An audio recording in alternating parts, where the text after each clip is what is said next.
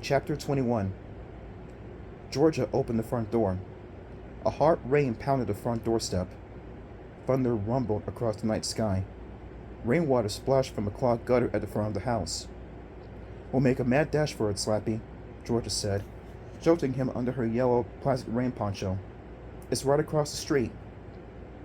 She took off running down the front lawn, her shoes squishing in the wet mud, kicking up waves of water. "What a storm!" she cried, as a roar of thunder seemed to shake the ground. She jogged down to the front doorstep of the small brick house across the street and rang the bell. "Hurry, Mrs. Warren, I'm totally drenched already." The door swung open. A pleasant-looking young woman, already in a raincoat and hat, greeted Georgia warmly. "Just dropped the wet stuff in the closet there. Thanks for coming at such short notice, Georgia. Robbie has been looking forward to seeing you."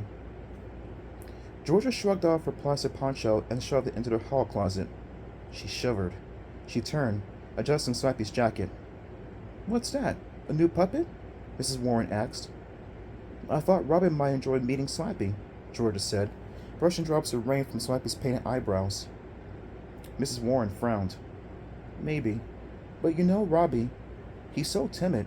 He might be afraid." "I'll be careful," Georgia promised.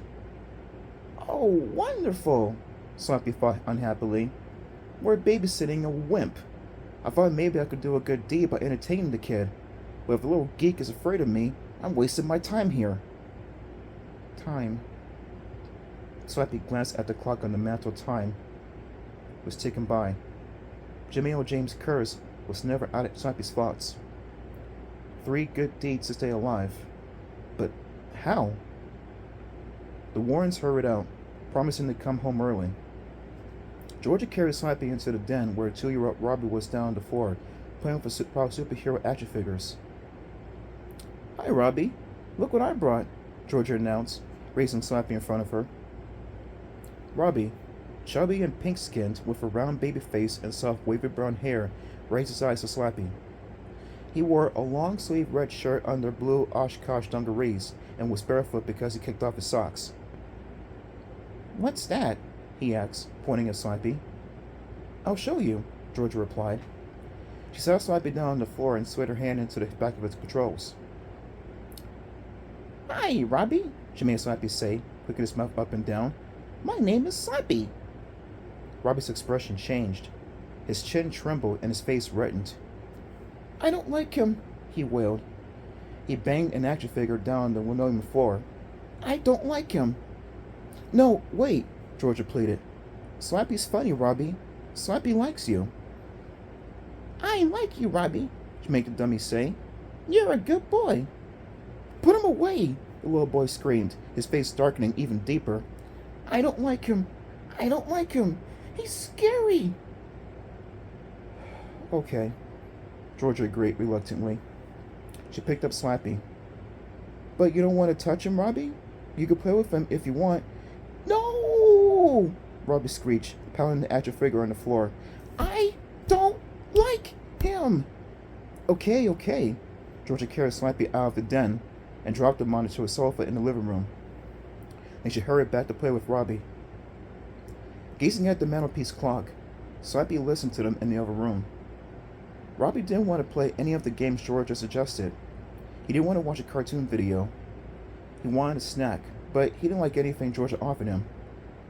At 8 o'clock, Georgia started trying to get Robbie to go to bed, but he kept insisting he had to stay up until his parents' return. "What a whining little jerk," Slappy thought bitterly. He could hear Georgia growing more and more impatient with the kid. "You're acting like this because you're sleepy," she told Robbie. "Come on, let me tuck you in, and I'll read you a funny story." "I don't like stories," Robbie declared angrily. "What am I going to do?" Slappy asked himself, sighing, watching the second hand on the clock ticking off the seconds. "I'm just lying here watching my life pass before my eyes. How could this be happening to me?" It was after 9:30 when Georgia finally got Robbie tucked in. She returned from his room sighing wearily. She passed Slappy without glancing at him. He could see her plop into a chair in the den. He heard the TV go on. Georgia began flipping from channel to channel. Finally, she landed on one program. Slappy listened to the drone of the voices from the TV. The clock seemed to tick louder. The sound thundered in Slappy's ears. At a little after 10 o'clock, he heard a high wail from down the hall. Robbie, crying. Slappy watched the den doorway, expecting Georgia to come hurrying out, expecting Georgia to go and see why the baby was crying. The voices on the TV droned on. Robbie's wails grew louder, more frantic. No sign of Georgia. She didn't move from her chair. Robbie's cries rose and fell like an ambulance siren. Something is terribly wrong, Slappy decided. Why isn't Georgia doing anything?